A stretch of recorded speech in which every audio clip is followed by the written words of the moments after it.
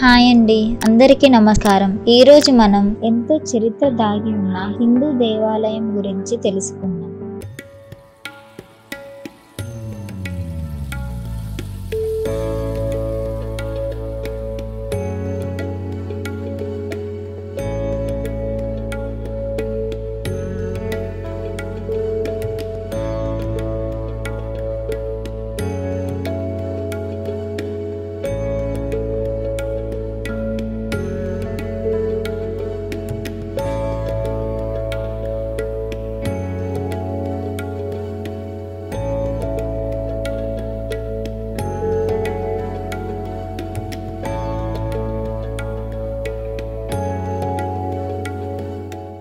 రామాయణ కాలం నాటి విగ్రహం ఎంతో ఎత్తైన అరేబియా సముద్రం ఒడ్డున ఉన్న ఈ ఆలయం పేరేంటో తెలుసా? అదేనండి, మనకి ఎంతో ప్రీతికరమైన శివయ్య మురుడేశ్వర ఆలయం. ఇది కర్ణాటక రాష్ట్రంలోని ఉత్తరాఖండ్ జిల్లా భక్తల్లో ఉంది. ఇక్కడ మనం ఎంతో ఎత్తైన రాజగోపురాన్ని చూడొచ్చు. ఇది మన భారతదేశంలోని ఎత్తైన గోపురంగా ప్రసిద్ధిగాంచినది. ఇది 237.5 అడుగుల ఎత్తులో ఉంది. 123 అడుగుల ఎత్తైన శివుని విగ్రహాన్ని మనం ఇక్కడ చూడొచ్చు. అరేబియా ఒడ్డున కందుకగిరి కొండపై ఉంది ఈ విగ్రహం.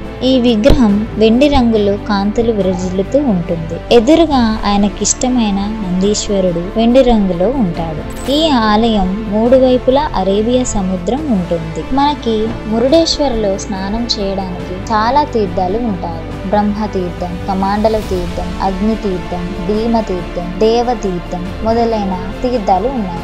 ఈ తీర్థాలలో స్నానం చేస్తే సకల రోగాలు పోతాయని భక్తుల నమ్మకం. ఉదయాన్నే సూర్యకాంతి పడినప్పుడు శివుని విగ్రహం మెరుస్తుంది. ఆ అద్భుతాన్ని చూడడానికి మనకి 2 కన్నులు సరిపోయి. అసలు ఈ మురుడేశ్వర ఆలయం ఎలా ఏర్పడిందో తెలుసుకుందామా?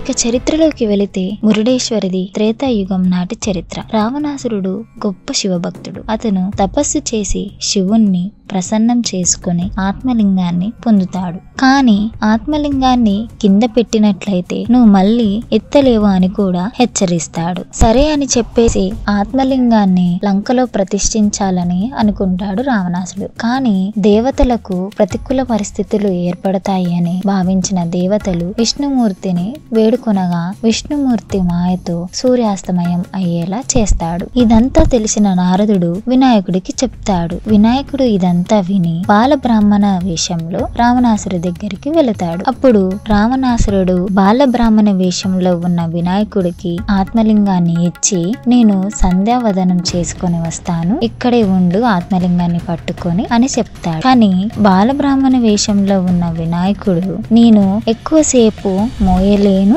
నిన్ను 3 సార్లు పిలుస్తాను, అంతలోపే వచ్చి నువ్వు తీసుకోవాలి అని చెప్తాడు. సరే అని రావణుడు సంధ్యావదనానికి అని వెళ్తుండగా బాలబ్రాహ్మణ వేషంలో ఉన్న వినాయకుడు రావణ రావణ రావణ అని 3 సార్లు పిలిచి ఆత్మలింగాన్ని కింద పెట్టేస్తాడు. రావణుడు వినాయకుడి మీద కోప్పడి ఆ ఆత్మలింగాన్ని లేపడానికి ఎంతో ప్రయత్నిస్తాడు. కానీ ఎంత ప్రయత్నించినా అది రాకపోగా ఇంకా బరువు ఎక్కసాగిద్ది. ఇలా జరిగిన వెంటనే వెలుగు వస్తుంది. ఇదంతా విష్ణుమాయ అని తెలుసుకున్న రావణాసురుడు లింగాన్ని ధ్వంసం చేయడంతో పాటు చుట్టిన వస్త్రాన్ని కూడా విసిరేస్తాడు. ఆ వస్త్రం పడ్డ ప్రదేశమే మురుడేశ్వర్ అయ్యింది. మురుడ అంటే కన్నడలో వస్త్రం అని అర్థం.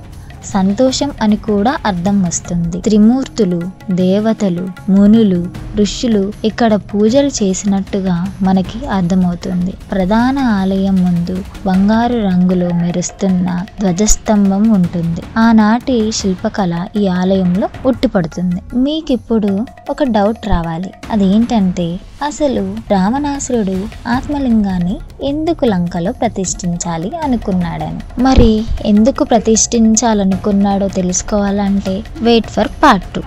ఆగండి, మన సీనియర్ ఎన్టీఆర్ గారు మురుడేశ్వర చరిత్ర మీద ఒక సినిమాని చేశారండోయ్. అదేం సినిమానో తెలిస్తే ప్లీజ్ కమెంట్. మీకు పార్ట్ 2 కావాలంటే లైక్, షేర్, సబ్స్క్రైబ్.